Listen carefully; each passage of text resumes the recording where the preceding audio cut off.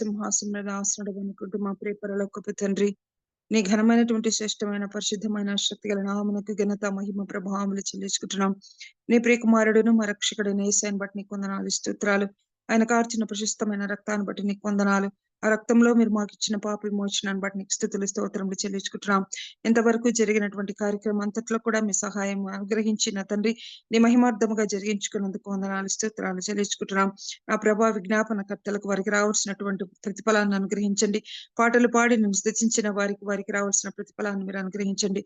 ఈ సమయంలో ప్రత్యేకముగా నా తండ్రి నాయన మీ యొక్క వాక్యాన్ని వినటానికి మేము ఇక్కడ చేరి ఉంటుండగా పరిశుద్ధాత్మ తండ్రి మిమ్మల్ని ఆహ్వానిస్తుంటున్నాం. వాక్య పరిచర్య చేయనటువంటి నా తండ్రి దైవదాసులను మీ చేతులకు అప్పగిస్తున్నాం. నీ పరిశుద్ధమైన రక్తంలో మాను ముద్రిస్తూ నీ పరిశుద్ధమైన అధికారం కిందకి అప్పగిస్తుంటుండగా నా తండ్రి ఈ రోజున ఏ వాక్యము మాకు నా తండ్రి వినిపించాలని మీ చిత్తమై ఉంటుందో ఆ వాక్యము నా ప్రభా నా తండ్రి ఉదయ కాలమున నా తండ్రి నాయన వెలువడి నా తండ్రి మేము విని ప్రభా నా తండ్రి నాయన మిమ్మల్ని స్తుతించే కృపను మా అందరికీ అనుగ్రహించండి. కూడి వచ్చిన ప్రతి ఒక్కరిని మీరు ఆశీర్వదించమని మీ కృపను కోరుకుంటూ యేసే పరిశుద్ధమైనటువంటి శక్తి గల నామములో అడిగి వేడుకని ప్రార్థిస్తున్నాను పరమ తండ్రి. ఆమేన్. ఆమేన్. హల్లెలూయా. ఆమేన్. ఆమేన్. Thank you so much sister. స్వరూపన్న ప్లీజ్ అన్న. Thank you Johnson. కూడి వచ్చిన పరిశుద్ధులందరికీ దేవుని నామంలో వందనాలండి. ఈ సమయంలో మనకు వాక్యాన్ని అందించడానికి దైవానుచిత్తముగా ఏర్పరచబడినటువంటి బ్రదర్ రంగనాథం అన్నయ్య గారు మనకు వాక్యాన్ని అందించడానికి సిద్ధంగా ఉన్నారండి. అన్నయ్య గారు అందరికీ సుపరిచితులే. కొత్త వారి కోసం సభా మర్యాద కోసం చిరు పరిచయం. అన్నయ్య గారిని పరిచయం చేయడం గౌరవంగా భావిస్తా ఉన్నాను. బ్రదర్ రంగనాథం అన్నయ్య గారు వైజాగ్ చెందినవారు. ఆంధ్ర యూనివర్సిటీలో ఎంఎస్సి, వైజాగ్ స్టీల్ ప్లాంట్ లో సీనియర్ మేనేజర్గా ఇటీవల పదవి విరమణ చేశారు. యుఎస్ఏ పరిచర్య శిక్షణ విభాగానికి జాతీయ కార్యదర్శిగా సేవలందించారు. ఏపీఈజీఎఫ్ కార్యదర్శిగా కూడా సేవలందించారు. రంగనాథం అన్నయ్య గారు John Stott Institute of Contemporary క్రిస్టియన్లో జాన్ స్టార్ట్ గారి దగ్గర శిక్షణ పొందారు. వారు శిక్షణా శిబిరాలు మరియు సమావేశాల్లో నిష్ణాతులైన ఉపదేశకులు. వారి సావర్ధక పాటలు అనేక మందిని ప్రభువు దగ్గరకు నడిపించినవి. ప్రస్తుతం వారు వైజాగ్లోని యూనియన్ చాపల్ బాప్టిస్ట్ చర్చి సభ్యులు. రంగనాథం అన్నయ్య గారు మరియు రత్నం గారులకు ముగ్గురు వివాహిత పిల్లలతో ఆశీర్వదించబడ్డారు. జాన్ మరియు కార్లోన్, హర్సన్, ప్రియాంకిత, రవివర్మ, జాషువా మరియు సారా సుషిన్. అన్నయ్య గారిని అన్నయ్య గారి కుటుంబాన్ని దేవుడు దీవించిన విధానాన్ని బట్టి దేవునికి వందనాలండి. వెల్కమ్ టు అన్నయ్య గారు, ప్లీజ్ అండి. ప్రభువైన యేసుక్రీస్తు వారి శ్రేష్టమైన నామంలో మీకు అందరికి కూడా శుభాలు తెలియపరుచుకుంటా ఉన్నాను. ఈరోజు నాకు అంటే for the past few days నా థ్రోట్ సరిగ్గా లేదు. Please bear with me with my voice. నేను లాస్ట్ టైం మీతో మాట్లాడినప్పుడు లూకాసు వార్త 1వ అధ్యాయం నుంచి మాట్లాడుతూ నేను కొంత స్టడీ చేసాం. లూకాసు వార్త ఫస్ట్ చాప్టర్ 1 to 23 వరకు చదివించాను, కానీ కొంతే మనం స్టడీ చేసాము. 1 to 6 వరకు మాత్రమే మనం స్టడీ చేసాము. 7 నుంచి 23 వరకు కూడా మనం స్టడీ చేయాల్సిన అవసరం ఉంది. అది నేను తర్వాత కంటిన్యూ చేస్తాను అని చెప్పాను అన్నమాట. మళ్ళీ ఇంకొకసారి లూకాసు వార్త 1వ అధ్యాయం, ఒకవేళ లాంగ్ గ్యాప్ వచ్చింది కాబట్టి ఒకవేళ ఎవరైనా మర్చిపోతారేమో అని మరలా నేను 5 నుంచి మరలా చదవాలని కోరుకుంటున్నాను. 5 నుంచి 23 లూకాసు వార్త 1వ అధ్యాయం 5 నుంచి 23.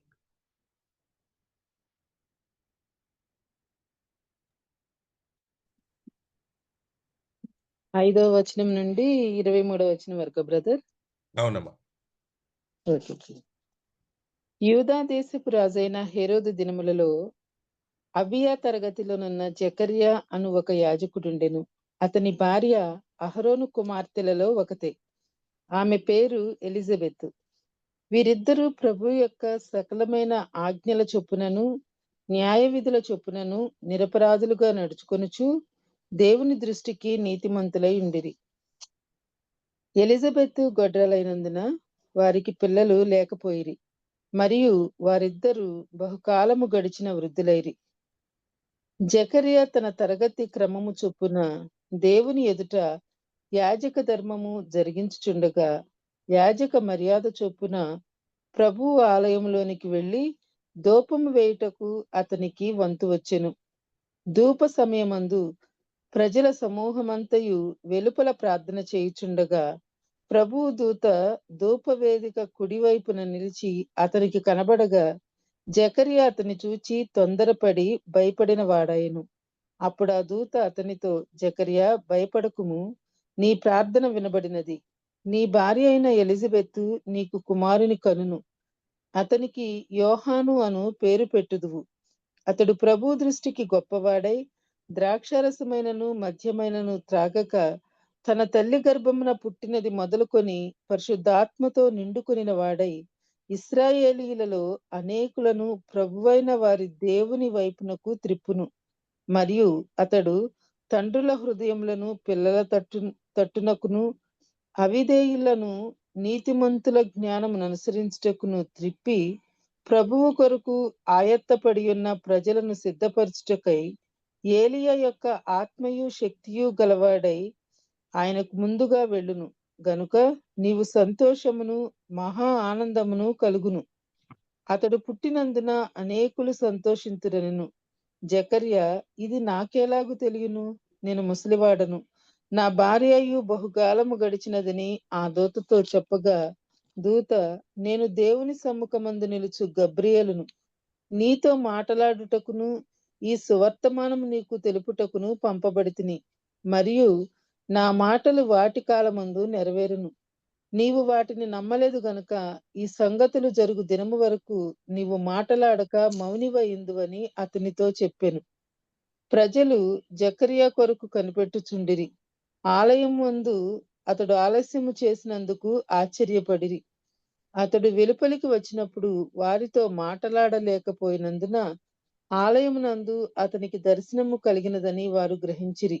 అప్పుడు అతడు వారికి సంజ్ఞలు చేయుచు మూగవాడై ఉండెను. అతడు సేవ చేయు దినములు సంపూర్ణమైనప్పుడు తన ఇంటికి వెళ్ళెను. ఆమేన్. థ్యాంక్ యూ అమ్మా.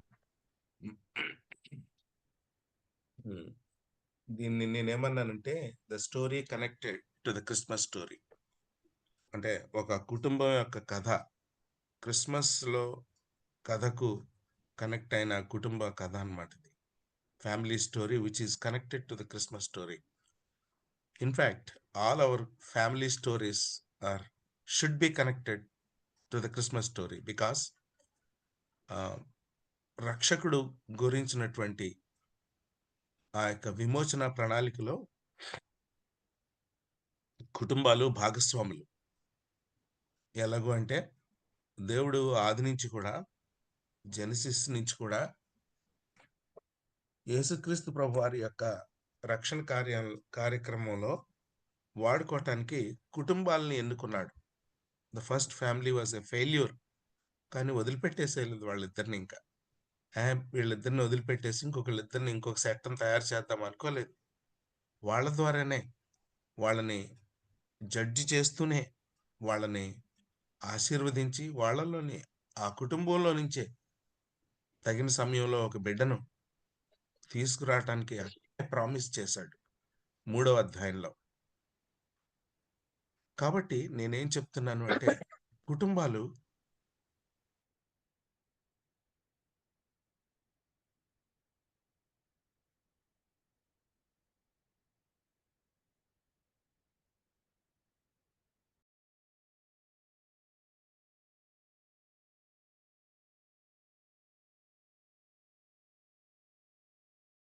మూడవ అధ్యాయము 2వ అధ్యాయము సగం పార్ట్ నుంచి ద స్టోరీ ఆఫ్ ఫాల్, 3వ పార్ట్ 3వ అధ్యాయము నుంచి కూడా స్టోరీ 3వ అధ్యాయం 16-17 వచనాల నుంచి కూడా బైబిల్ చివరిదాకా కూడా స్టోరీ ఆఫ్ రిడెంప్షన్. బ్రీఫ్గా బ్రాడ్గా డివైడ్ చేయాలంటే the story of creation, the story of fall, the story of redemption, విమోచన. ఈ పాత నిబంధన గ్రంథం అంతా కూడా విమోచకుడు గురించినటువంటి కథ. కొత్త నిబంధనలో సువార్తలు విమోచకుడు యొక్క కథ. అపోస్తల కార్యాలు విమోచన కార్యక్రమం ఎలా నడిచింది అనేది ఆ కథ. ఇక చివరికి మరి ఆమ్, ఆమ్, ఈ ఉత్తరాలు ఇవన్నీ కూడా విమోచకుడి గురించినటువంటి బోధ, ఎక్స్ప్లెనేషన్. సో ఇది విమోచన ప్రణాళికలో, ఈ మొత్తం విమోచన ప్రణాళికలో దేవుడు కుటుంబాలను వాడుకునేటటువంటి దేవుడు. రక్షకుడి గురించినటువంటి విమోచన కార్యక్రమంలో భాగస్వాములు కుటుంబాలు ఏ రకంగా అనేది చూసినప్పుడు, ఇక్కడ ఒక కుటుంబం నూతన నిబంధనలో యేసుక్రీస్తు ప్రభు వారి యొక్క రాక గురించి చెప్పటానికి ఒక బిడ్డను దేవుడు ఏర్పాటు చేసుకున్నాడు. ఆ బిడ్డను భూమి మీద తీసుకురావటానికి ఒక కుటుంబాన్ని లేపుకున్నాడు. సో ఈ రకంగా విమోచన ప్రణాళికలో కుటుంబాలు భాగస్వాములు. ఎలాంటి కుటుంబాలు అంటే దేవునికి నమ్మకంగా ఉండే కుటుంబాలు భాగస్వాములు. దేవునికి ఇద్దరు కలిసి దేవుని యొక్క మాటల్లో నడవగలిగే కుటుంబాలు దేవుని ప్రణాళికలో, విమోచన ప్రణాళికలో భాగస్వాములు. ఎంత గొప్ప ధన్యత అండి! క్రైస్తవ కుటుంబాలు విమోచన ప్రణాళికలో భాగస్వాములుగా దేవుడు మనల్ని చేయటం అంటే ఎంత గొప్ప ధన్యత, ఎంత గొప్ప ప్రివిలేజ్ అది. మనం ఎప్పటికీ కూడా గ్రహించుకోవాలి. ఏదో పిల్లల్ని కండం, ఒకరినొకరు లైంగికంగా అనుభవించటం అంతవరకేనా? కాదే. గొప్ప ప్రణాళిక, విమోచన ప్రణాళికలో కుటుంబాలు, క్రైస్తవ కుటుంబాలు భాగస్వాములు. ఆ విషయాన్ని మనం చాలా జాగ్రత్తగా స్పష్టంగా అర్థం చేసుకోవాలన్నమాట. సో ఈ రకంగా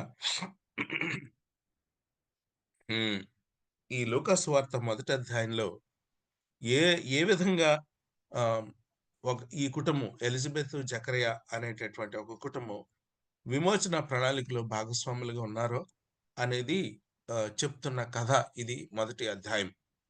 సో ఇందులో 1వ వచనం నుంచి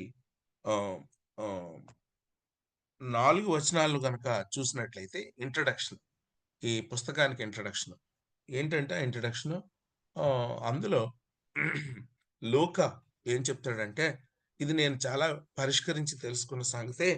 అది నేను ఒక్కడనే కాదు, ఏదో సీక్రెట్గా చేసింది కాదు, మిగతా వాళ్ళతో నేను కన్సల్ట్ చేశాను. వాళ్ళతో కూడా, వాక్య సేవకులైన వాళ్ళతో నేను కన్సల్ట్ చేసి, నేను రూఢిగా అది విషయాలు కరెక్టే అని తెలుసుకున్న తర్వాత ఎనఫ్ రీసెర్చ్ చేశాను. నేను రీసెర్చ్ చేసిన తర్వాత థియోఫిలా, నీకు నేను దీన్ని సమర్పిస్తున్నాను అని చెప్పి మొదటి 4 వచనాలు రాశాడనమాట. థియోఫిలా అనే మాటకి అర్థం ఏంటంటే గాడ్ లవర్.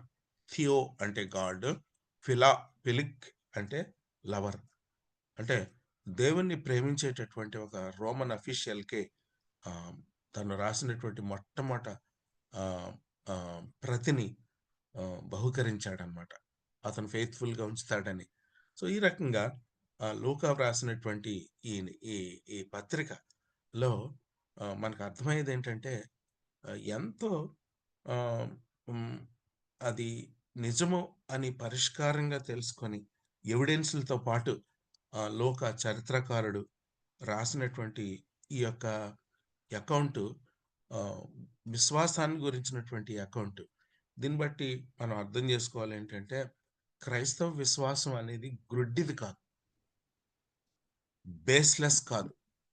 ఎంతో పరిష్కారంగా తెలుసుకొని, ఎంతో ఇన్వెస్టిగేట్ చేసి, ఇది ఖచ్చితంగా జరిగిందనేటటువంటి విధాన్ని జరిగిందని వాళ్ళు కన్ఫర్మ్ చేసుకొని, అంతేకాకుండా ఒక రోమన్ అఫీషియల్కి పబ్లిక్గా ఈ డాక్యుమెంట్ని ప్రజెంట్ చేసి, ఇంత పకడ్బందీగా, ఇంత ఖచ్చితంగా రాసినటువంటి ఈ గ్రంథాలలో ఒక గ్రంథం లూకా సువార్త. కాబట్టి విశ్వాసం, క్రైస్తవ విశ్వాసం చీకటిలో దూకేసేది కాదు. క్రైస్తవ విశ్వాసానికి సరైనటువంటి ఆధారాలు ఉన్నాయి అంటానికి మొదటి 4 వచనాల్లో చాలా చక్కగా లూకా వ్రాసాడు. ఏదైతే నేను ఇన్వెస్టిగేట్ చేశానో, పరిష్కారంగా ఇవన్నీ వాస్తవాలని తెలుసుకున్నానో, నేను చాలా మందిని సంప్రదించాను, వాళ్ళందరినీ. ఎంత పకడ్బందీగా రాసినటువంటి యేసు ప్రభు యొక్క జీవితం గ్రంథం ఇది. కాబట్టి ఈ గ్రంథం మీద మనం విశ్వాసం ఉంచొచ్చు. మనం చెప్పొచ్చు చెప్పేటప్పుడు, ఇదండి ఈ ఈ ఈ ఈ ఈ కథ, ఇది కట్టుకథ కాదు సార్ ఇది. ఇంత పరిష్కారం నిజం అని తెలుసుకొని రాసినటువంటి కథ సార్ ఇది. సో దీనికి ఆధారాలు ఉన్నాయి సార్ అని మనం ఇతరులకి చెప్పేటప్పుడు చక్కగా క్రైస్తవ విశ్వాసాన్ని గురించి చెప్పొచ్చు అన్నమాట. రెండోది ఏంటంటే, అది మొదటి 4 వచనాల్లో. ఇక 5వ వచనం గురించి ఈ ఈ లూకా ఒక కుటుంబాన్ని ఇంట్రడ్యూస్ చేశాడు. ఆ కుటుంబం పేరు, భార్యాభర్తల పేరేంటి? జకర్యా, ఎలిజబెత్. ఊరికే అడుగుతున్నాను అంతే, మీరు అలర్ట్గా ఉన్నారో లేదో అని. 5వ వచనంలో మనకి కనిపిస్తుంది అనమాట. అయితే జకరియా, ఎలిజబెత్ కుటుంబాన్ని దేవుడు ఇక్కడ ఈ రైటర్ మెన్షన్ చేస్తున్నాడు. అయితే ఏ దినాల్లో వాళ్ళు జీవించారో కూడా చెప్తున్నాడు. ఏ దినాల్లో జీవించారు? యూద దేశపు రాజైన హేరోదు దినములలో. అంటే దాని అర్థం ఏమిటి? ఎందుకని పరిశుద్ధాత్మ దేవుడు ఈ పర్టికులర్ గా ఎటువంటి దినాల్లో వాళ్ళు జీవించారు అని రాయించాడు? మామూలుగా రాసేయచ్చు కదా. ఒక ఎలిజబెత్, జకరియా అనే ఒక కుటుంబం ఉంది అని అలా మొదలెట్టొచ్చు కదా. ఎందుకు పర్టికులర్ గా హేరోదు దినములలో అనేది మెన్షన్ చేశారు ఇక్కడ రైటర్? దేవుని వాక్కు ప్రత్యక్షపరచబడని దినాల్లో వారు నీతిమంతులుగా ఉన్నారు కాబట్టి.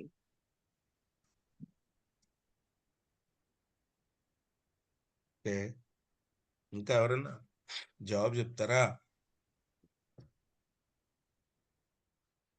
అంటే యూదులంటే ఈయనకి హేరోదుకి ఇష్టం ఉండకపోవచ్చు బ్రదర్. ఎగ్జాక్ట్లీ.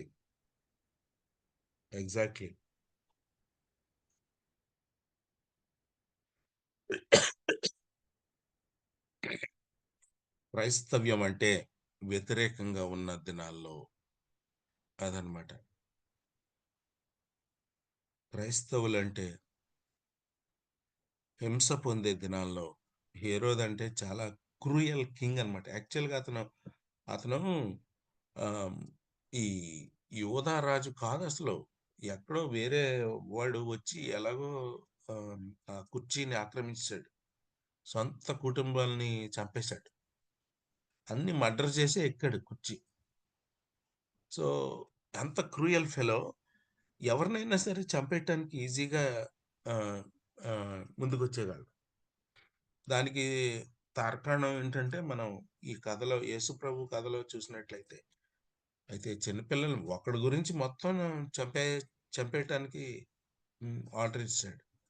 ఇలాగూ వెరీ క్రూయల్ రూల్లో, వెరీ వెరీ అపోజిషన్లో వాస్తవానికి ఇలాంటి కుటుంబాన్ని దేవుడు లేపుకున్నాడు అని చెప్పొచ్చు. అంటే అప్పటికే అసలు కుటుంబ వ్యవస్థ గురించిన సరైన అవగాహన లేని రోజులవి. ఎందుకంటే మలాకి గ్రంథం కదా లాస్ట్ బుక్, తర్వాత యేసు ప్రభు గురించిన కథ. మలాకి గ్రంథంలో చూసినట్లయితే దేవుడు పిడాకులంటే నాకు అసహ్యం, మరి మీ పెళ్లి భార్యని ఎందుకు అలాగా నువ్వు బాధపెడతావు అని కుటుంబ వ్యవస్థను గురించి నింద తీసుకొస్తాడనమాట ఇశ్రాయేలీల మీద. 400 సంవత్సరాలు అసలు ఆ తర్వాత మాట్లాడలేదు వీళ్ళతో. సో ఈ రకమైనటువంటి వైనంలో ఉన్న పరిస్థితిలో చాలా వరకు ఇశ్రాయేలీలు విలువలు పడిపోయాయి. కుటుంబం కానీ, సమాజం కానీ, దేవుని ఆరాధించే విషయంలో కానీ, కుంటిదాన్ని గుడ్డిదాన్ని ఇస్తారు నాకు. సో ఇవన్నీ కూడా విలువలు పడిపోయినాయి అన్నమాట. విలువలు పడిపోతున్న ఆ పరిస్థితుల్లో కొంతమందిని దేవుడు శేషంగా ఉంచాడు. దాన్ని మనం ఇంగ్లీష్లో ఏమంటారు, దాన్ని రెమ్నెంట్ అంటారు. రెమ్నెంట్. ఈ రెమ్నెంట్ లో కొంతమంది పేర్లు చెప్తారా? ఎలిజబెత్, జకరియా కాకుండా. సుమియోను, సుమియోను, అన్న అన్న, ప్రవక్తి, అమ్మా ఆ ప్రవక్తి అన్న అన్న అన్న ప్రవక్తి. Simeon, Hannah, Joseph, Mary, Elizabeth, Zechariah కదా.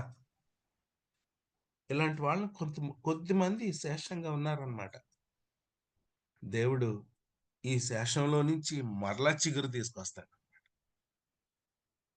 నేను చెప్పదలుచుకున్నది ఏంటంటే, in every generation God keeps some remnant. ఇక్కడ 2 విషయాలు మీరు గమనించాలి. ఒకటోటి ఏంటంటే, రిలీజియస్ గా సరైన లైఫ్ లీడ్ చేయని ఇజ్రాయేలీ ప్రజలు, ఎందుకంటే మలకి గ్రంథంలో తెలిసిపోతుంది మనకి. రెండోది వివాహపరంగా వాళ్ళు నమ్మకంగా లేరు. మూడోది ఏంటంటే, వాళ్ళ పరిస్థితి అలాగుంటే చుట్టుపక్క పరిస్థితి, ఇంక యేసు ప్రభు ఇంక వస్తాడు అనగా చుట్టుపక్క పరిస్థితి ఏంటంటే హేరోదు రాజు పరిపాలన, రోమా. అంటే ఇన్సైడ్ స్టోరీ బాగాలేదు, అవుట్ సైడ్ స్టోరీ బాగాలేదు. Can you tell me in Christianity about the inside story and the out side story now present?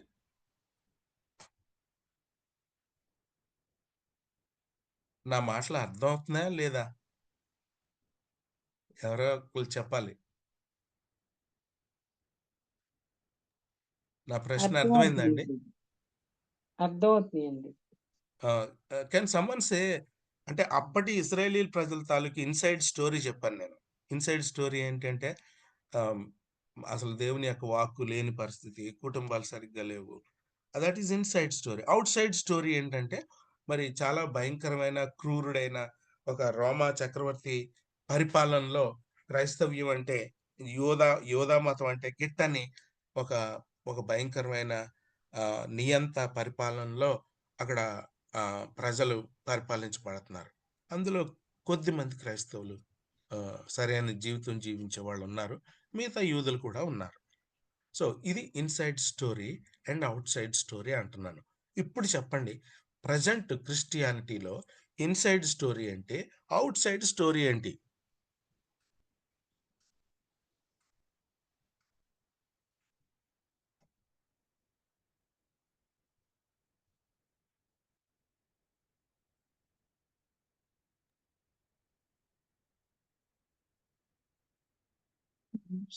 Inside story అంటే మనకు రక్షణ కర్త వచ్చారు, యేసు ప్రభు పుట్టారు. అవుట్ సైడ్ అంటే ఇంకా చాలా మంది యాక్సెప్ట్ చేయక విరోధంగా ఉన్నారు. Okay, okay.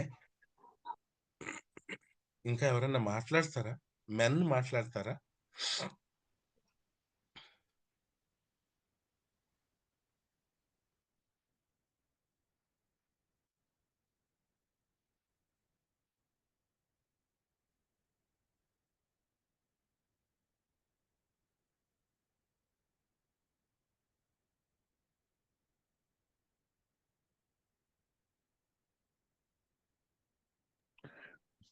Brother, out side story ఏంటంటే, ప్రస్తుత పరిస్థితుల్లో ఒక విధంగా చెప్పాలంటే హేరోదుని తలపించే పరిస్థితులు కనబడుతున్నాయండి. క్రూరమైన పరిస్థితులు కనబడుతున్నాయి. అది అవుట్ సైడ్ గా నేను భావిస్తున్నానండి. Okay, okay. But let us also evaluate the inside story.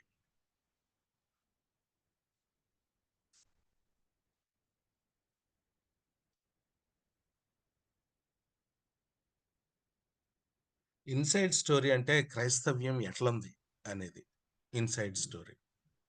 నేను రీసెంట్ గా మొదటి వారు కడపటి వారగుదురు, కడపటి వారు మొదటి వారగుదురు. What do you mean by that, brother? Okay,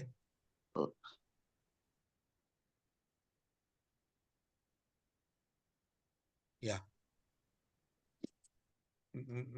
మీరు దాన్ని కొంచెం ఎక్స్ప్లెయిన్ చేస్తారా? ఇన్సైడ్ స్టోరీ అది దానికి ఎలా లింక్? రక్షణలో నిలబడినటువంటి వారు ఆ, రక్షణ కాపాడుకుంటూ వెళ్ళేవారు ఆ, లోపటి వారగుదురు. ఆ, దేవుని నమ్మి వారు ఆ. అదే తర్వాత అదే లోపటి వారి గురించే నేను అడుగుతున్నాను. లోపటి వారి యొక్క విశ్వాస ఎలా ఉంది? లోపటి వారి యొక్క కాపాడుకోలేదు. విశ్వాసాన్ని క్రైస్తవ విలువలు కాపాడుకునే ఎలాగున్నాయి? ఆ, అదే అదే ఆ, లోపటి వారి తాలూకు వివాహ వ్యవస్థలో కుటుంబాల్లో ఎలాగున్నాయి అది నేను ఇవాల్యుయేట్ చేయమంటున్నాను. Inside story why I'm telling is, నేను పసుపులేటి రవి అని నా ఫ్రెండ్ ఒక ఆయన ఉన్నారు. వారు రిలేటివ్ ఇక్కడ ఫ్యామిలీ కోర్టులో ఆవిడ మ్యాజిస్ట్రేట్గా పనిచేస్తున్నారు. ఏంటంటే ఆమ్, మ్, ఆ, అమ్మా ఏంటి ఎలాగా నువ్వు ఒక లాయర్గా ఏంటి నీ అభిప్రాయం అంటే, అన్న చాలా మంది క్రైస్తవులు ఈ ఫ్యామిలీ కోర్టులో తగాదాలు ఎక్కువ ఉన్నాయన్న, ఈవెన్ ఇంక్లూడింగ్ సేవకులు. That is inside story. That is inside story.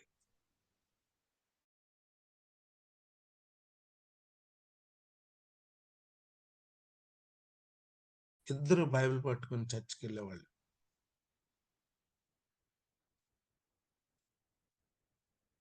అది పోతే ఎన్నో సంఘాలు, డివిజన్స్, ఇన్సైడ్ స్టోరీ.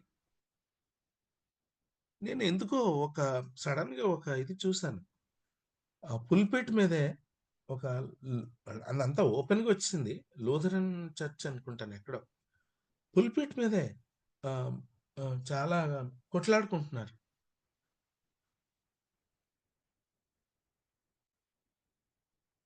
చాలా బాధ అన్నమాట.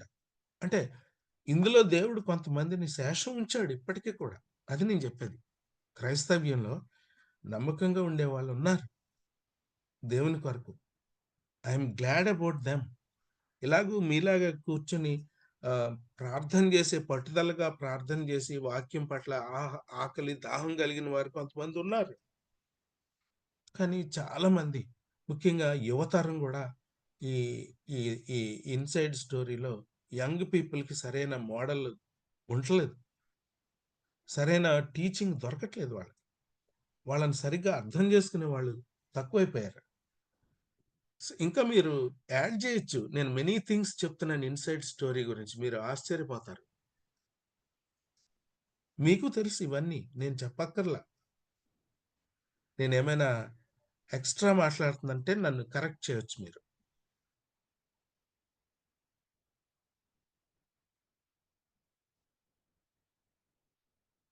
యా, అవుట్ సైడ్ స్టోరీ వ్యతిరేకత ఉంది మనకి.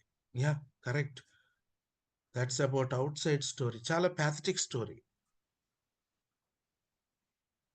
మన మట్టుకు మనం ప్రార్థన చేసుకున్న బాధ పెట్టే పరిస్థితులు ఉన్నాయి ఇంట్లో. అవుట్ సైడ్ నుంచి ప్రెషర్, థ్రెట్, ఇవన్నీ ఉన్నాయి. That's out side story. But inside story ఏంటంటే, కొన్ని ఇన్సైడ్ స్టోరీలో మరి దేవుని కొరకు నమ్మకంగా ఉండే కుటుంబాలు చాలా తక్కువైపోతున్నాయి ఇన్సైడ్ స్టోరీలో. ఇంకా ఎవరైనా యాడ్ చేస్తారా?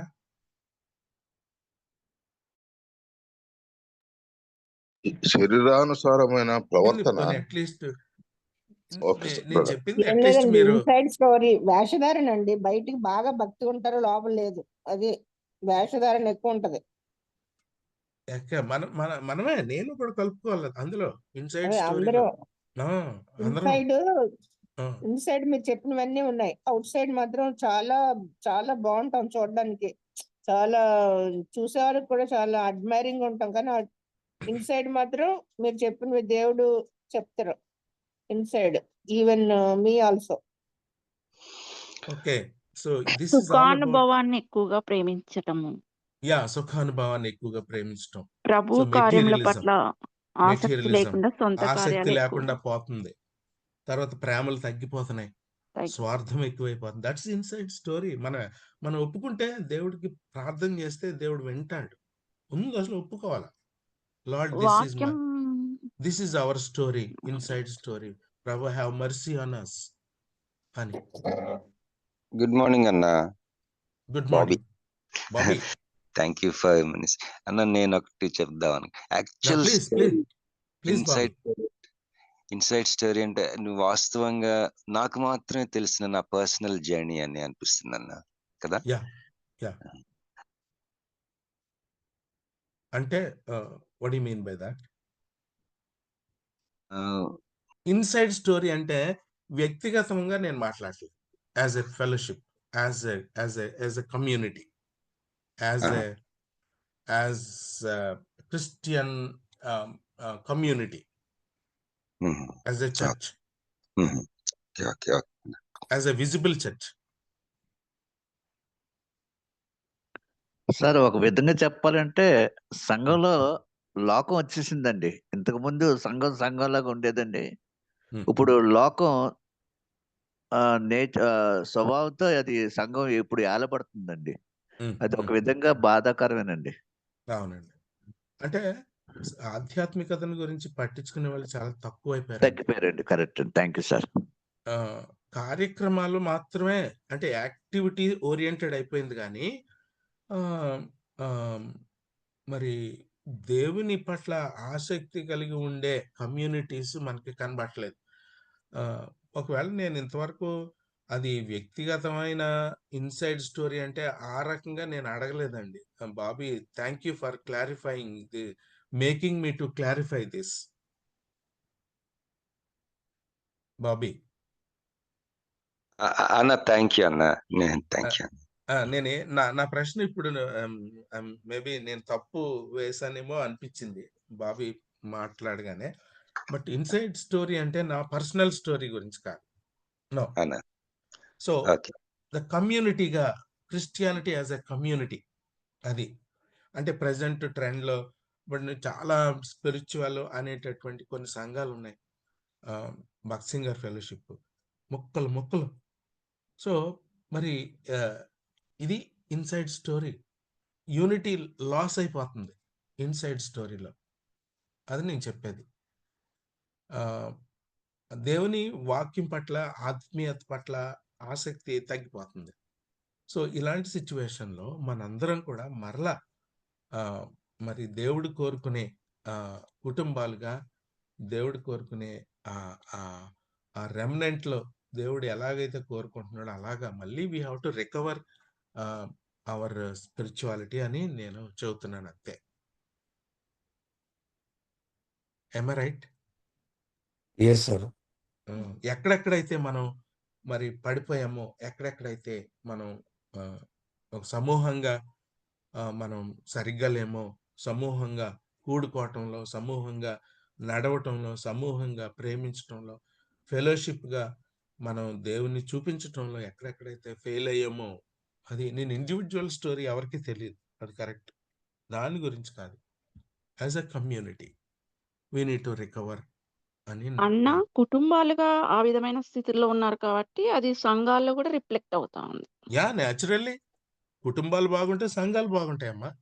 ఫస్ట్ ఫ్లోర్ వేయకుండా సెకండ్ ఫ్లోర్ వేయలేము. కుటుంబం సరిగ్గా కట్టబడితే సంఘం కట్టబడుతుంది. You're right. So therefore let us evaluate our inside story. అంటే మనం ఎక్కువగా దుష్టుడు ఏం చేస్తాడంటే ఇలాగా ఎంతో వ్యతిరేకత, మనకి దేవుని వాక్యం చెప్పడానికి, సువార్త చెప్పడానికి వ్యతిరేకత కాబట్టి మన దృష్టి అంతా అటు వెళ్ళిపోతుంది. కానీ ఇన్సైడ్ మనం మరి దేవుడు విమోచన ప్రణాళికలో వాడుకోవటానికి నా కుటుంబాన్ని దేవుడు ఎట్లాగా మరి కోరుకుంటున్నాడు అనేది ఆ ఫోకస్ తగ్గిపోకూడదు. బోత్ ఫోకస్ కావాలి, బోత్ ఫోకస్లో ప్రార్థన చేయాలి మనం. ఓకే, ముందుకు వెళ్దామండి, లేకపోతే ఇంకా ఎవరైనా దీని విషయం మాట్లాడతారా? శరీరానుసారమైనటువంటి క్రియలు సంపూర్ణంగా మనలో ఇంకా తొలగిపోగా ఉండడమే ఆత్మకు విరుద్ధంగా మనం చేస్తున్న ఇవన్నీ. అవునండి. అంటే సార్, మరి పర్సనల్ గా చేంజ్ లేకుంటే కుటుంబంలో రాదు, కుటుంబంలో లేకుంటే సంఘంలో రాదు. ఇది starting basic From the person. person. I have to evaluate first. And the community has to evaluate. నాలో నన్ను చేంజ్ నేను రాకపోతే evaluate కుటుంబంలో చేసుకోవాలి. చేంజ్ రాదు. నన్ను నేను ఎవాల్యుయేట్ చేసుకోవాలి. కమ్యూనిటీగా మనం ఎవాల్యుయేట్ చేసుకోవాలి, మార్చుకోవాలి. మార్పులు ప్రార్థన ద్వారా మనం మనల్ని దేవునికి సరిగా ఆయన వధువుగా దేవుని ముందు మనం ప్రజెంట్ చేసుకోవాలి. అదండి. మనకి అన్నీ ఉన్నాయి. మంచిగా చర్చలు ఉన్నాయి. మనకి చక్కగా ఆరాధించడానికి అన్నీ ఉన్నాయి. అవకాశాలు ఉన్నాయి. కానీ బట్ ఆత్మీయత, తర్వాత ఆధ్యాత్మికత ఎలా ఉంది అనేది ఇన్సైడ్ స్టోరీ మనం ఎప్పటికప్పుడు చెక్ చేసుకోవాలి. మీరు అన్నట్టు వ్యక్తిగతంగాను, సహవాసంగాను కూడా. Thank you very much. Thank you. So ఇక్కడ మళ్ళీ బ్యాక్ టు ఎలిజబెత్ జకరియా కుటుంబానికి వచ్చేద్దామా? Yes sir, please. Elizabeth Zechariah కుటుంబం యొక్క ఇన్సైడ్ స్టోరీ చూద్దాం. వాళ్ళ పర్టికులర్ ఈ ఫ్యామిలీ ఇన్సైడ్ స్టోరీ ఏమని రాయబడిందండి వాళ్ళ గురించి? నీతిమంతులు, దేవునితో నడిచిన వారు, యథార్థవంతులు. తర్వాత ఒక మాట 2 సార్లు రాసిందండి. అది చదువుతారా? అది వారిద్దరు, వీరిద్దరు అని ఉంటది. వీరిద్దరు యొక్క సకల వారిద్దరు చెప్పునను న్యాయ విధుల చెప్పునను నిరపరాధులుగాను నడుచుకొనుచు దేవుని దృష్టికి నీతిమంతులు ఇల్లురి. 2 సార్లు వారిద్దరు బహుకాలము గడిపిన వృద్ధులైరి. వారిద్దరు అని ఉంది. మళ్ళీ వీరిద్దరు అని ఉంటది ఇంకోసారి. ఏ సార్, వీరిద్దరు ప్రభు యొక్క సకలమైన ఆజ్ఞలు చెప్పునను న్యాయ చెప్పునను నిరపరాధులు నడుచుకొనుచు. What I'm trying to convey here is, నేను ఏం కన్వే చేయబోతున్నానంటే టెక్స్ట్ లో నుంచి, ఎక్కడి నుంచి, బయట నుంచి కాదు, నా సొంత మాటలు కాదు. They are walking in the same page before God. Page. They are one. They become one. Oneness ఉంది వాళ్ళలో. వారు ఇద్దరు కూడా they are living a blameless life, togetherness. So togetherness. There are families. అన్యోన్య సహవాసం. ఇంకొన్ని కుటుంబాల్లో భర్త ఆధ్యాత్మికంగా బాగుంటే భార్య వెనకబడిపోద్ది. కొన్ని కుటుంబాల్లో భార్య ఆధ్యాత్మికంగా బాగుంటే భర్త వెనకబడిపోతాడు. అలాంటి కుటుంబాలు ఇద్దరు కలిసి నడవటం కొంచెం కష్టం.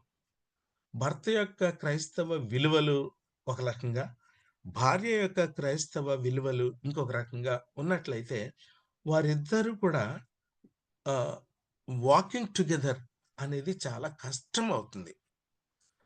వారిద్దరి యొక్క మెచ్యూరిటీ కూడా, ఇద్దరు కూడా సేమ్ పేజ్లో దేవుణ్ణి సేవించడం అనేది కొంచెం కష్టం అవుతుంది.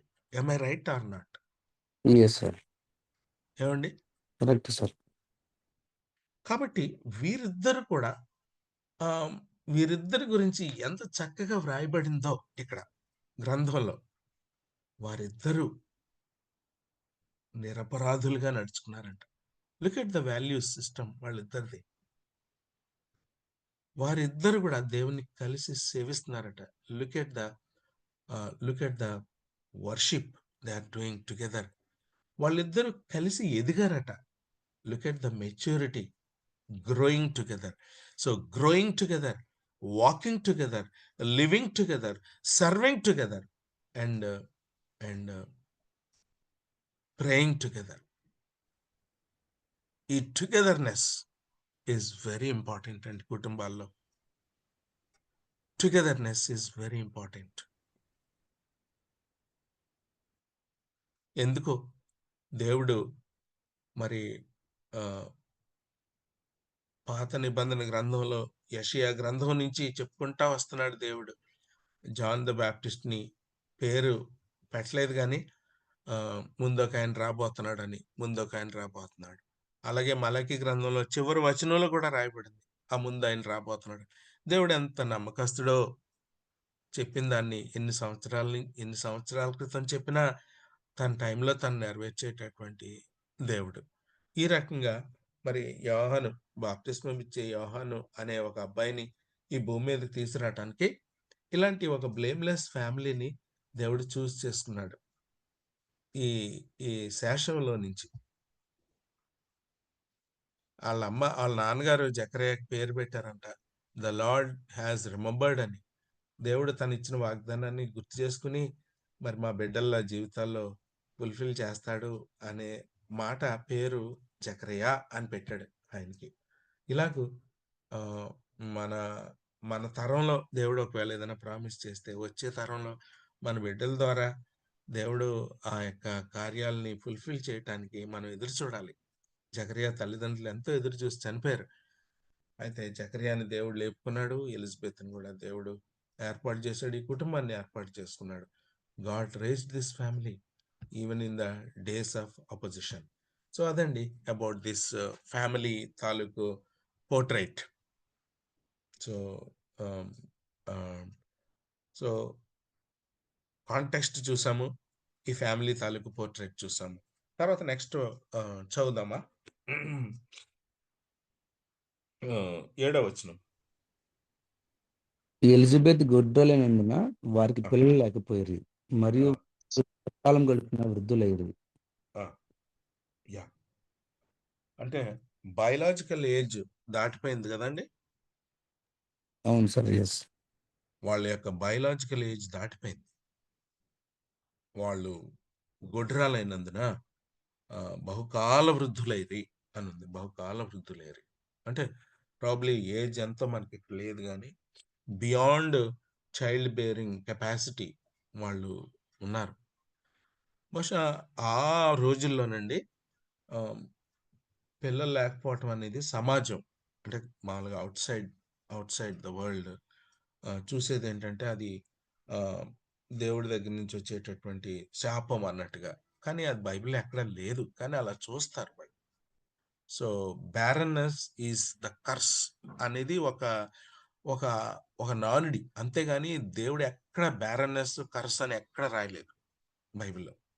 బ్యారన్నెస్ ఈజ్ ఎ కర్స్ అని ఎక్కడ రాయలేదు. కాబట్టి వాళ్ళ ఉద్దేశం అదనమాట, బహుకాల వృద్ధులైరి వారికి పిల్లలు లేరు అని ఉందన్నమాట. వారికి పిల్లలు లేరు. బహుశా ఎలిజబెత్ జకరియా వయసులో ఉన్నంత టైంలో ఎవ్రీ మంత్ వాళ్ళు డిసప్పాయింట్మెంటే పాపం జకరియాకి, ఎలిజబెత్కి. పోన్లేండి, ప్రార్థన చేద్దాం, మరి నెక్స్ట్ మంత్ దేవుడు ఒకవేళ ఏమన్నా నన్ను కన్సీవ్ అవుతానేమో. మళ్ళా డిసప్పాయింట్మెంట్. మరి ఇంకా అయిపోయింది. ఇంకా అలాగంటానికి కూడా లేదు ఇంక ఇప్పుడు. ఇంకా ఆ హోప్ కూడా లేకుండా పోయింది గొడ్రాలైనందున. అదనమాట. ఇక చివరికి వచ్చేసింది. ఇక ఆ నిరీక్షణ కూడా వాళ్ళకి లేదు. సో అయితే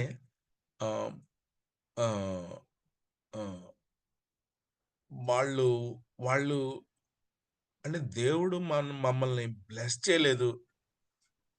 తర్వాత దేవా మేము ఇంత నమ్మకంగా మీకున్నాము, మాకెందుకు పిల్లలు లేకుండా ఈ అవమానం ఈ సమాజంలో అనే ప్రశ్న కానీ, దేవుని పట్ల సేవలో తేడా కానీ ఏమన్నా మనకి ఈ వాక్య భాగంలో కనిపిస్తుందా? లేదు సార్, ఏమండి? కనిపించట్లేదు సార్ అలా అక్కడ. నాకు మాత్రం ఇక్కడ ఇందులో దేవుణ్ణి ప్రశ్న చేసినట్టు కానీ, లేకపోతే దేవుణ్ణి సేవించడంలో కొంచెం సణుక్కోవటం, లేకపోతే కొంచెం విసుక్కొని సేవించడం అలాంటివి ఏమి లేవు ఇక్కడ ఈ టెక్స్ట్లో. కానీ అండి, మన జీవితాల్లో మన పిల్లల విషయంలో కానీ, మన విషయాల్లో కానీ త్వరగా పెళ్లి కాకపోయినా, లేకపోతే కొంచెం ఫైనాన్షియల్గా ఇబ్బంది ఉన్నా, లేక మరి ఇలాంటి పిల్లలు లేని తత్వంలో ఉన్నా, లేకపోతే హెల్త్ రీజన్స్ ఉన్నా, మరి దేవా ఇన్నున్నా కానీ నిన్ను నేను వెంబడించటం కానీ, నీ సేవ చేయటం కానీ మానేను, నా తీవ్రమైన ఈ పరిచర్య తగ్గిపోదు అనే దాంతో మనం ఆహ్, ఆహ్, వెళ్ళాల్సిన మంచి మోడల్ ఈ ఎలిజబెత్, జకరియా. రెండోదేంటంటే ఆహ్, దేవుడిని ప్రశ్నించే మోడ్‌లోకి వీళ్ళు వెళ్ళిపోలేదు. అదనమాట. తర్వాత డిస్కరేజ్‌మెంట్ ఉంటది. డిసప్పాయింట్‌మెంట్స్ ఉండవా అండి? డిస్కరేజ్‌మెంట్ ఉండదా?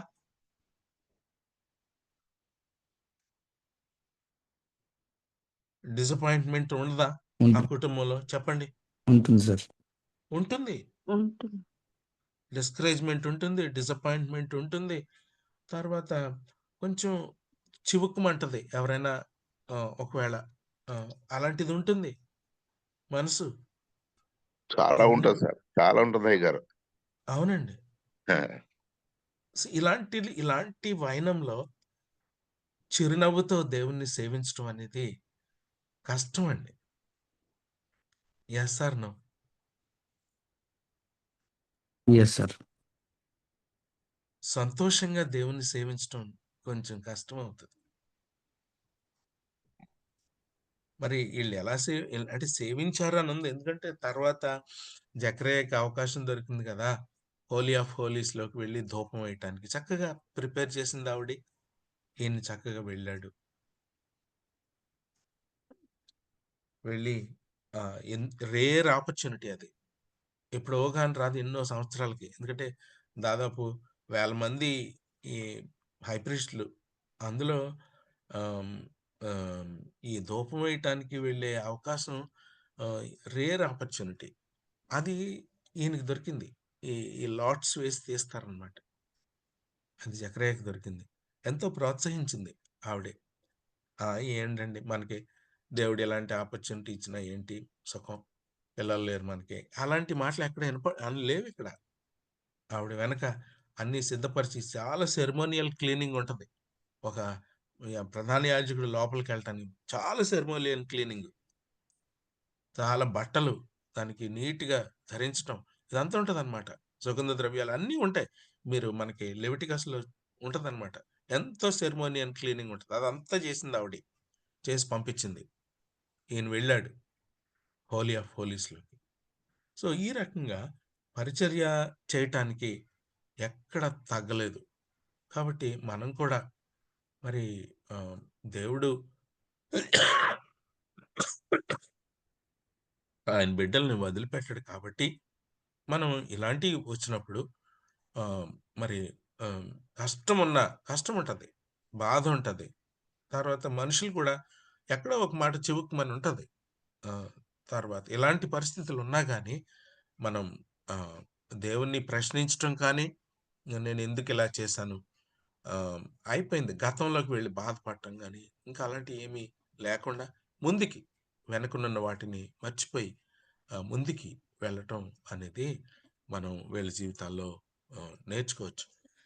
మేబీ ఒక పాయింట్‌కొచ్చేసారేమో తెలీదు. ఆహ్, ఇంకా మనకింకా అవ్వదింకా అనుకున్నారో, లేపోతే అయినప్పటికీ వాళ్ళు ప్రార్థన జేస్తున్నారో. సో, మిమ్మల్ని ఒక ప్రశ్న అడుగుతానిక్కడ. ఆహ్, హ్మ్. ఇది వాళ్ళ జీవితాల్లో సీరియస్ కన్సర్న్ అయినా గానీ, వాళ్ళు మాత్రం ఆహ్, టెంపుల్ డ్యూటీస్ మాత్రం రెగ్యులర్‌గా ఎళ్తున్నాడాయన. రెగ్యులర్‌గా వెళ్తున్నప్పుడు ఒకరోజు ఆహ్, రేర్ ఆపర్చునిటీ వచ్చింది. లోపల ధూపం వేయటానికి అవకాశం వచ్చింది. ఏ వచనాల్లో కనబడుతుందిది? 8 సార్. Very good. చదువుతారా? జకర్యా తన తరగతి క్రమం చొప్పున దేవుని ఎదుట యాజక ధర్మం జరిగించుచుండగా, యాజక మర్యాద చొప్పున ప్రభువు ఆలయంలోనికి వెళ్లి ధూపం వేయుటకు అతని వంతు వచ్చెను. చదవండి. చదవండి తమ్ముడు. ముందు ప్రజలు సమూహమంతా వెలుపల ప్రార్థన చేయుచుండగా, ప్రభువు దూత ధూపవేదిక కుడివైపు నిలిచి అతనికి కనబడగా, కంటిన్యూ చదవండి తమ్ముడు. ఇంకా. జకర్యా అతన్ని చూచి తొందరపడి భయపడిన వాడాయను. అప్పుడు ఆ దూత అతనితో, జకర్యా భయపడకము, నీ ప్రార్థన వినబడినది. నీ భార్య అని ఎలిజబెత్ నీకు కుమారుని కనును. అతనికి యోహాను అని పేరు పెట్టుదువు. అతడు చాలు. ప్రభు చాలు. ప్రస్తుతానికి అంతవరకు చాలు. అంతవరకు చూద్దాం. ఇక్కడేంటంటే ఆయన లోపలికెళ్ళి మరి ధూపం వేయటానికి లోపలికెళ్తాడనమాట. ప్రజలు బయట ప్రార్థన చేస్తా ఉంటారు. ఎందుకంటే భయం. అందరికీ భయమే. మరి అయోగ్యంగా గనుక లోపలికెళ్తే మరి త్వరగా రాకపోతే టెన్షన్ అన్నమాట బయట ప్రజలకి ఏమైందో అని.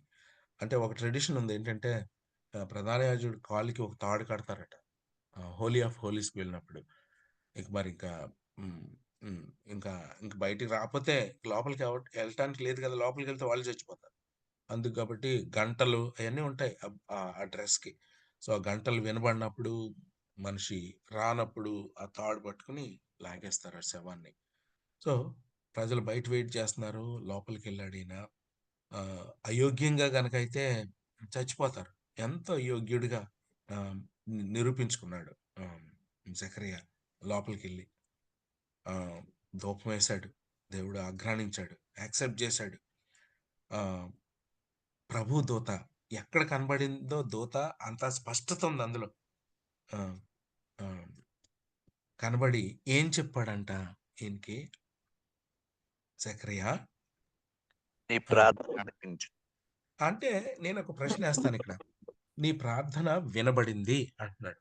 అంటే మరి గొడ్రాలైన తర్వాత కూడా వీళ్ళు ప్రార్థన చేశారా, లేకపోతే పాత ప్రార్థన వినబడింది అన్నాడా, లేకపోతే ప్రస్తుతం కూడా వాళ్ళు ఇంకా ప్రార్థన చేస్తున్నారా అనేది మనకి ఏమైనా క్లూ ఉందా ఇందులో?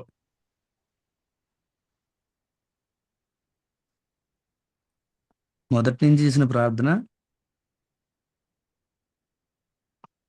కంటిన్యూ చెప్పండి. ప్రార్థన ఆ, కూడా ఆ, అన్నాడు. ఓకే. ఇంకా ఇది మీకు ప్రశ్న ఇక్కడ లేదు, ఏ ప్రార్థన అనేది లేదు ఇక్కడ. బహుశా అబ్రహాం శారాలు బట్టి వారి విశ్వాసంతో ఆ దేవుడు నాకు సంతతి ఇస్తాడనే నమ్మకంతో వాళ్ళు ప్రార్థిస్తూ ఉంటారని నేను అనుకుంటాను సార్. అనుకోవటమే నిజమే. మీరు మీరు అలాగ అనుకోవటం ఏమి తప్పులేదు, ఎందుకంటే అక్కడ క్లియర్ గా లేదు అక్కడ. కానీ ఇంగ్లీష్ లో గ్రామర్ గా కనుక చూసినట్లయితే your prayers have been heard అని ఉంది. ఆ ఆ ఆ ఆ ఆ అంటే కాలమానం ఇప్పుడు కూడా చేస్తున్నారండి, ఇంకా జరుగుతుంది. పిల్లలు లేరు ఇవ్వమని అడుగుతున్నట్టుగా ఇప్పుడు కూడా ఉంది హ్యావ్ బీన్ హర్డ్ అంటే. ఇంగ్లీష్ లో ఇంగ్లీష్ ఎవరైనా చదువుతారా? ఇంగ్లీష్ లో తెలుగులో మనకి అక్కడ టెన్సెస్ కనపడవు, ఇంగ్లీష్ లో కొంచెం టెన్స్ కనబడుతుంది. ఇంగ్లీష్ బైబిల్ ఎవరి దగ్గర ఉంటే చదువుతారా?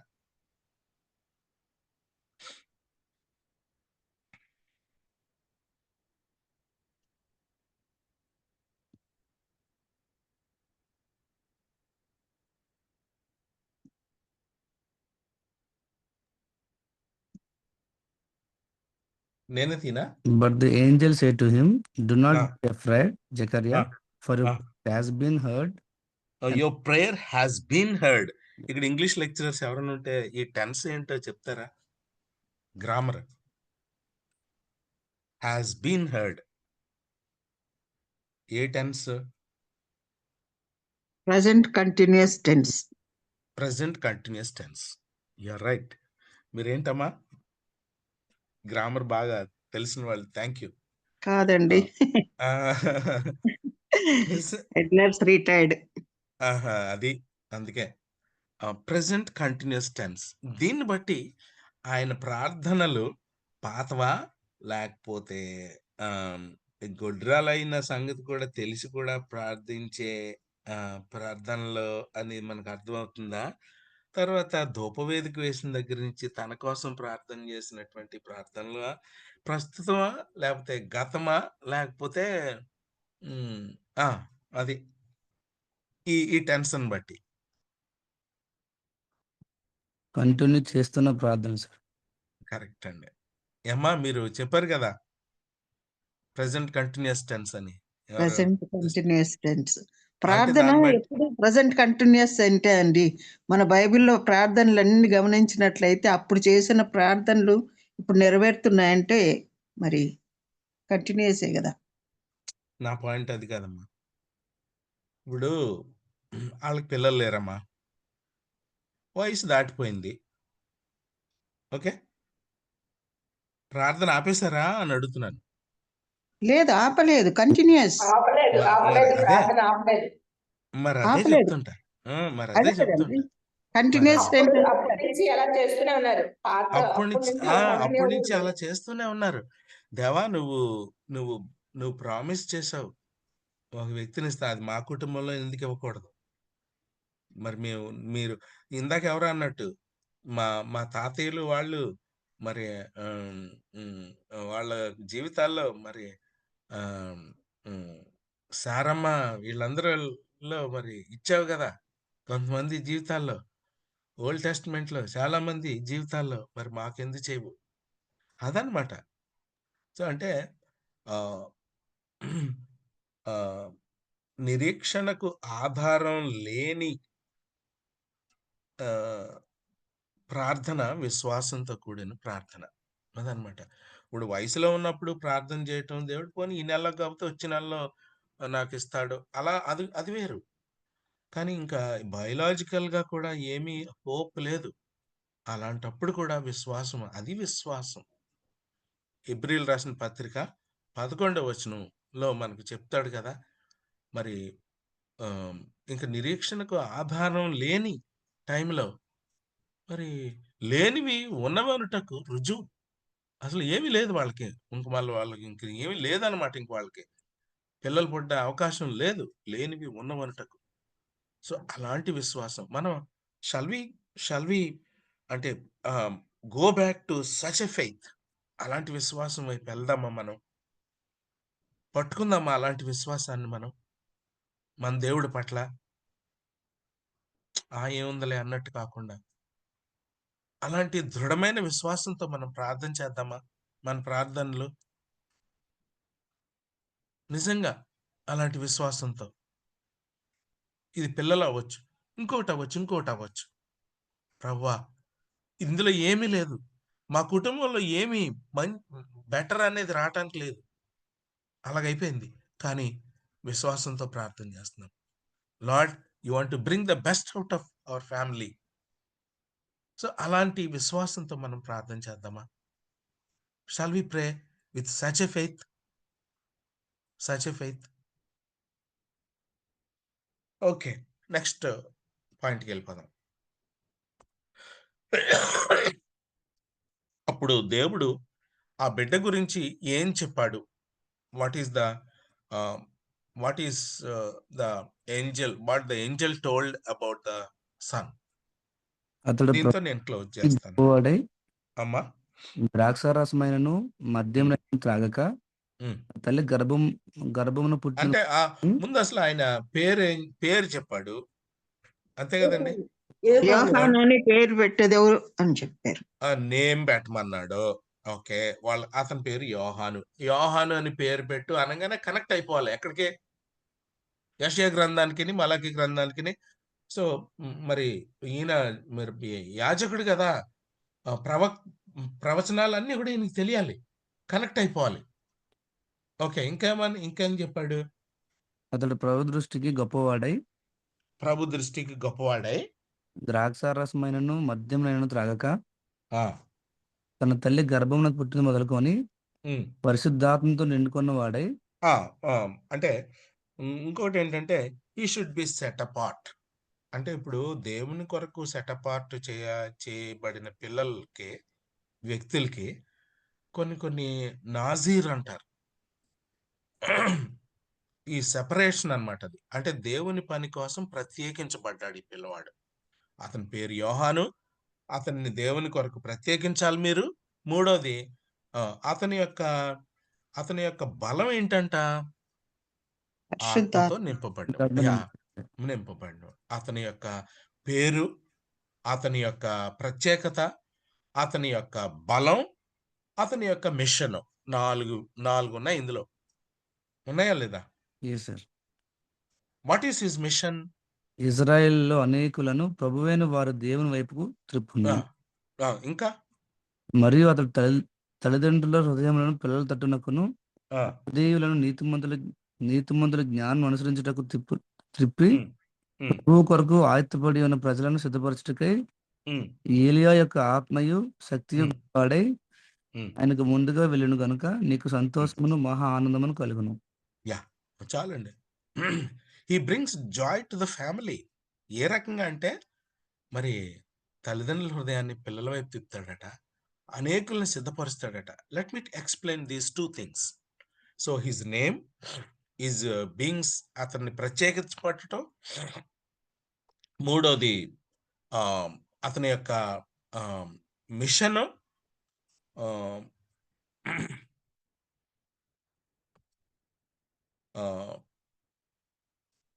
అతని యొక్క బలం. 4 అతని యొక్క ఎంపవర్మెంట్. ఆత్మతో నింపబడిన వాడై ఉంటాడు. అతని బలం. కానీ మన స్ట్రెంగ్త్ అంతా దేవుని యొక్క ఆత్మ మీదే ఆధారపడాలండి. ఏముంది, డబ్బు ఉంటుంది, పోతుంది. అందరికీ ఉండదు కదా కామన్గా డబ్బు.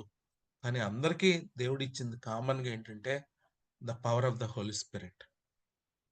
That is a common thing. మన కమ్యూనిటీలో అందరికీ కామన్గా ఇచ్చేది. సో అతని బలం స్పిరిట్, హోలీ స్పిరిట్. అతని యొక్క పేరు యోహాను. గాడ్ ఈజ్ గ్రేషియస్, యోహాన్ అనే పేరుకి. అండ్ అతని యొక్క ప్రత్యేకత ఏంటంటే ప్రత్యేకింపబడటం. అతను ఒక పని కోసం, అతనికి ఏం పని కోసం ప్రత్యేకించబడ్డాడంటే ఇశ్రాయేలీల్ని రెస్టోర్ చేసే ప్రత్యేకత. అందులో క్లారిటీ ఉంది ఏంటంటే తండ్రుల హృదయాన్ని పిల్లల వైపు తిప్పుతాడట. వాట్ డస్ ఇట్ మీన్ అండి?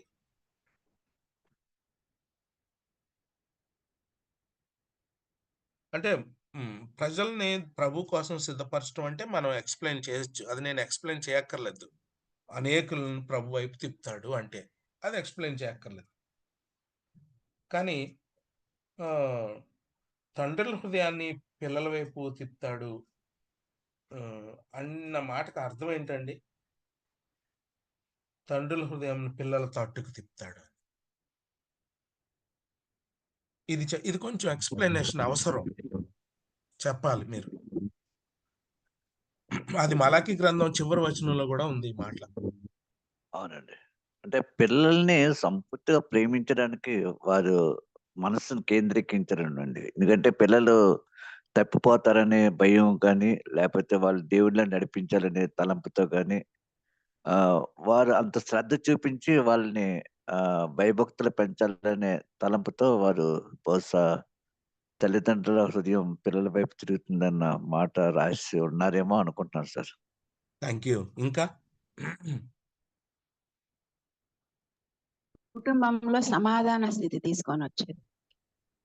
కుటుంబంలో సమాధానం తీసుకొస్తాడు. ఓకే ఓకే, ఇంగ్లీష్లో చదువుతారా ఈ మాటకి?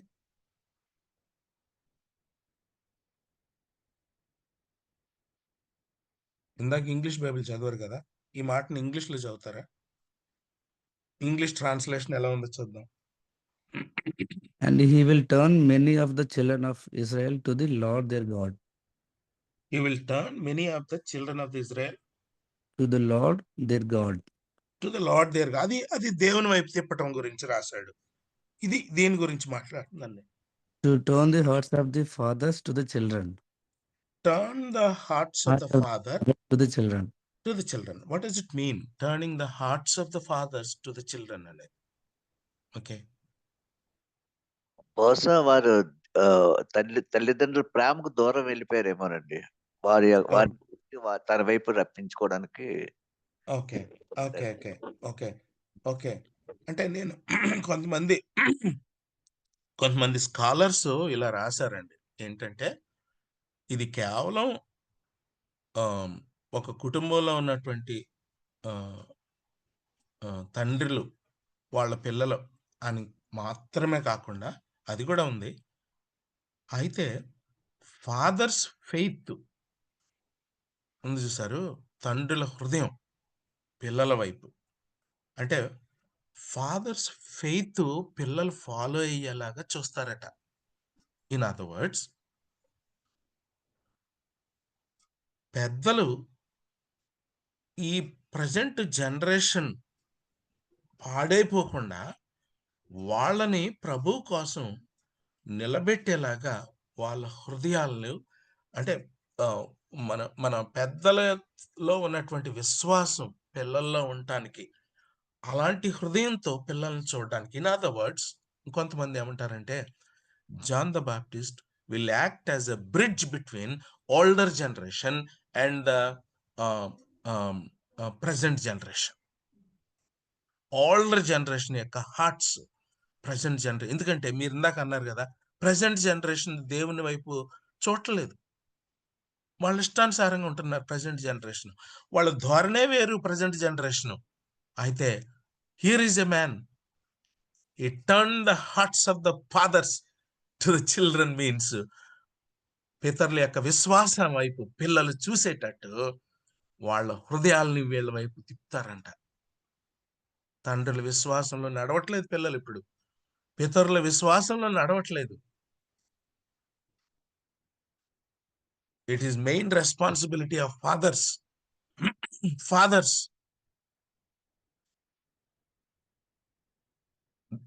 ఈ జాన్ ద బ్యాప్టిస్ట్ ఇలాంటి రెస్పాన్సిబుల్ ఫాదర్స్ గా పిల్లలను చూడండి అని ఫాదర్స్ యొక్క హృదయాల్ని వాళ్ళ వైపు త్రిప్పుతాడట, దేవుని వైపు వాళ్ళు తిరిగేలాగా.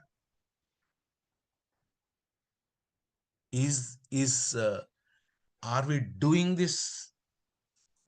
this mission?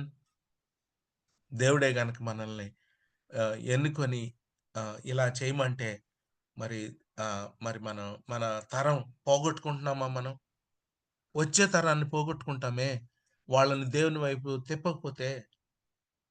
అలాంటి హృదయాలు మనకు కావాలి. మన మట్టుకే మనకు కాకుండా మన రాబోయే తరం కోసం కూడా మనం ప్రార్థించాలి, జీవించాలి, మాదిరి చూపించాలి. May God help us. Time అవుతుంది కాబట్టి నేను క్లోజ్ చేస్తాను, లేకపోతే ఇంకా 25 వరకు కొంచెం వెళ్దాం అనుకున్నాను. ఇట్స్ నాట్ కరెక్ట్, ఇప్పటికే చాలా కాలాతీతమైంది. Are we concern about the next generation? ఏమండి, అర్థమవుతుందండి నా కంక్లూజన్? Yes, sir. Yes.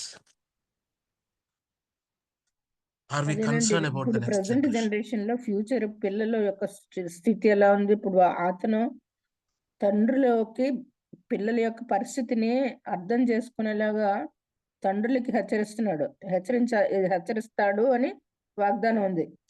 అంటే ఫ్యూచర్ జనరేషన్ ఎలా మారుతుంది? మనం చాలా మా కాలంలో అయితే ఇలాగ అంటాం, కానీ వీళ్ళకున్న టెంప్టేషన్స్, వీళ్ళకున్న రిస్కీ పరిస్థితులు మన టైంలో లేవు.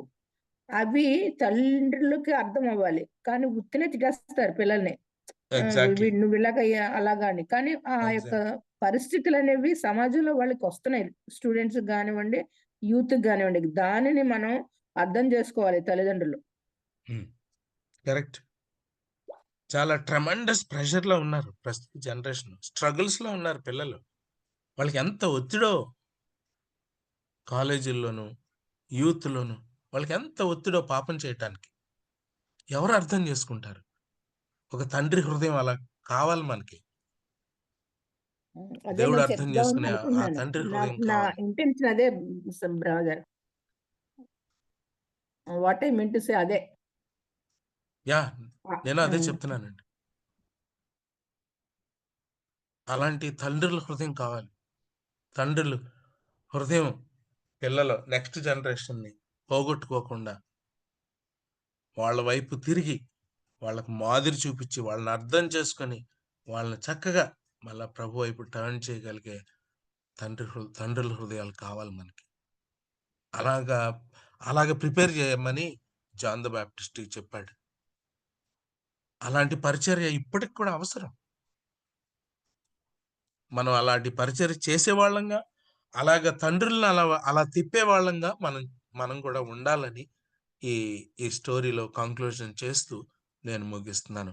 ఓవర్ టు ద ఇంకోటి కూడా లీడర్. బ్రదర్, చెప్పమ్మా. జాన్ బ్యాప్టిస్ట్ పుట్టక ముందు అంతా ఓల్డ్ టెస్టిమెంట్ ఉంది, అంటే తండ్రులు ఓల్డ్ టెస్టిమెంట్ లో ఉన్నారు. పుట్టిన తర్వాత జీసస్ పుట్టినప్పుడు జీసస్ ని నమ్ముకున్నారు ఆ జనరేషన్ లో ఉన్న యూత్. కాబట్టి తండ్రుల హృదయము పిల్లలు నమ్ముకున్న యేసై వైపు చూడాలని కూడా అనుకుంటున్నాను బ్రదర్ నేను. ఓల్డ్ అంటే టెస్టిమెంట్ లో ఉన్న ఇక్కడ స్కాలర్స్ ఏమన్నారంటే అమ్మా, 2 రకాల ఇంటర్ప్రిటేషన్ ఇచ్చారు.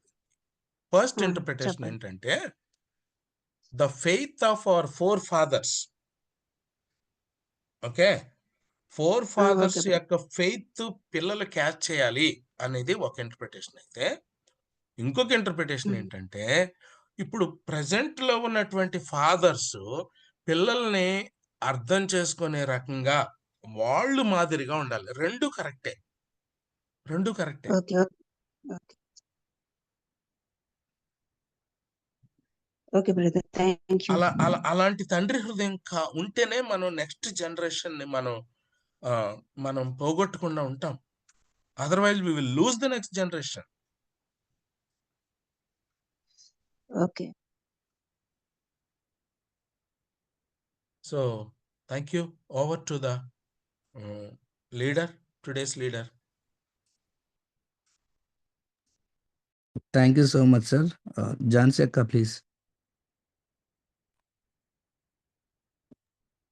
ఓకే తమ్ముడు, థ్యాంక్ యూ బ్రదర్. మరి చాలా చక్కని వర్తమానం అందించారు. ఇది ఒక క్లాస్ లాగా డిస్కషన్ లాగా సాగింది. అందరూ ఎవరు నిద్రపోయి ఉండరు, అందరూ చక్కగా పార్టిసిపేట్ చేశారండి. మరి విమోచనలో క్రైస్తవ కుటుంబాలు భాగస్వాములు కావాలన్నదే దేవుని చిత్తమని, అట్లాగే క్రైస్తవ విశ్వాసం ఎప్పుడు కూడా గుడ్డిది కాదని, ప్రతి తరంలో దేవుడు కొంతమంది శేషాన్ని ఆయన ఉంచుకుంటాడని, మరి బాప్తిస్మ యోహాను గురించి, మరి ఎలిజబెత్ జకరియా వన్నెస్ కలిగి ఎలా జీవించారో చాలా చక్కగా వివరించారు బ్రదర్. వర్చువల్ ప్రేయర్ ఫ్యామిలీ తరపున మీకు ప్రత్యేక వందనాలు తెలియజేస్తున్నాను. దయచేసి ఈ వర్తమానాలన్నీ మనం చక్కగా విందామండి. మరొకసారి మీరు వినాలని ఆశపడితే ఇంకా క్లియర్ గా వీలైతే రాసుకోండి, ఇతరులకు చెప్పడానికి కూడా మీకు అవకాశం ఉంటుంది, వీలుగా ఉంటుంది. చాలా చక్కని వర్తమానాలు. మరి యూట్యూబ్ లో బాబి రత్నాకర్ అని టైప్ చేస్తే మీకు ఆ ఛానల్ వస్తుందండి. విజిట్ ఛానల్కి వెళ్తే దానిలో మరి రంగనాథం గారు చెప్పే మెసేజెస్ అన్ని దానిలో ఉంటాయండి. దయచేసి మీరు గమనించండి, వినండి ఇంకొకసారి. Thank you brother. Virtual prayer family తరఫున మీకు ప్రత్యేక వందనాలండి. మన మధ్యలో ఉన్న ముగింపు ప్రార్థన, పరలోక ప్రార్థన ఆశీర్వాదం బ్రదర్ జామి రవికుమార్ గారు ఇవ్వాల్సిందిగా కోరుతున్నానండి. ప్రార్థన చేసుకుందాం అండి. పరిశుద్ధమైన తండ్రి, నీ బంగారు పాదాలకు వందనం ప్రభా, నీ ప్రేమను బట్టి కృపను బట్టి వందనాలు తండ్రి. ప్రభా, రాబోతున్న తరాన్ని ప్రభా నీ కోసం లేవనెత్తగలిగే కృప తండ్రి, తల్లిదండ్రులు మాకు దయచేయమని ప్రార్థన చేస్తూ ఉన్నాను ప్రభా. సహాయం దయచేయండి తండ్రి. నీ దోషం ద్వారా ప్రభా అనేక ఆత్మీయ సత్యాలు ప్రభా, అయ్యా ప్రతి వచనం నుంచి ప్రభా అనేక విషయాలు వినడానికి ఇచ్చిన ప్రభా శ్రేష్టమైన సమయాన్ని బట్టి వందనాలు తండ్రి. నీ దాసునికి ఇచ్చిన ప్రభా అనుభవాన్ని బట్టి, నీ దాసునికి ఇచ్చిన ప్రభా జ్ఞానాన్ని బట్టి ప్రార్థన చేస్తున్నాను తండ్రి. ఉదయకాల సమయంలో ప్రభా అనేకమైన ఆత్మీయ సత్యాలు ప్రభా తెలుసుకోవడానికి తండ్రి, వాటిని అర్థం చేసుకోవడానికి సహాయం తెచ్చండి ప్రభా. అయ్యా ప్రస్తుత తరంలో ఉన్న అనేక ఒత్తిడులు ప్రభా, అయ్యా తండ్రి చదువులో ఉన్న ఒత్తిడులు, అదేవిధంగా ప్రభా ప్రీ గ్రూప్స్ తో ఉన్న ఒత్తిడులు, అయ్యా పాపం అరచేతిలో అందుబాటులో ఉన్న ఒత్తిడులు ప్రభా బిడ్డలు తట్టుకుని ముందుకు సాగుచుండగా ప్రభా నిశ్చితమైన తల్లిదండ్రులుగా వారిని బలపరచడానికి, ధైర్యపరచడానికి, సహాయం చేయడానికి ప్రభా నీ కృపతో మమ్మల్ని నింపమని ప్రార్థన చేస్తున్నాను తండ్రి. అవునయ్యా ప్రభా, క్రైస్తవ కుటుంబాల్లో ఉన్నవే సంఘంలో కనబడుతున్నాయి, సంఘంలో ఉన్నవే సమాజంలో కనబడుతున్నాయి ప్రభా. అయ్యా కుటుంబాలను ప్రభా సరి చేసుకొని ముందుకు సాగగలిగే భాగ్యం తెచ్చమని ప్రార్థన చేస్తున్నాను తండ్రి. అయ్యా తల్లిదండ్రుల భక్తి ప్రభా, యోహాను ప్రభా, దాని దేవతను ప్రభా ఆహారం విషయంలో కానీ బట్టల విషయంలో కానీ పట్టించుకోకుండా ప్రభా దేవుని రాజ్యాన్ని కట్టడంలో ప్రభా వాడుకున్న విధానం బట్టి ప్రార్థన చేస్తున్నాం ప్రభా. నీకు వందనాలు తండ్రి. సహాయం తెచ్చేయండి ప్రభా, మా బిడ్డనట్టు భక్తిలో పెంచగలిగే భాగ్యం తెచ్చేయండి ప్రభా. అయ్యే సర్ప సంతానం అని ప్రభా సూటిగా తండ్రి ప్రభా నీ వాక్యాన్ని ప్రభా రాబోతున్న తరానికి బోధించగలిగే కృప ప్రభా యోహానికి ఇచ్చావు ప్రభా. నీకు వందనాలు తండ్రి. ప్రభా 400 ప్రభా అయ్యా సంవత్సరాల నిశ్శబ్దాన్ని ప్రభా కుటుంబం ద్వారా ఛేదించే ప్రభా. నీకు వందనాలు తండ్రి. నీ ప్రత్యక్షం దయచేసే ప్రభా. నీకు వందనాలు తండ్రి. ఆ కుటుంబం ప్రభా తండ్రి నీ రాకడకు ప్రభా తండ్రి మార్గాన్ని సుగమం చేసింది ప్రభా. నీకు వందనాలు తండ్రి.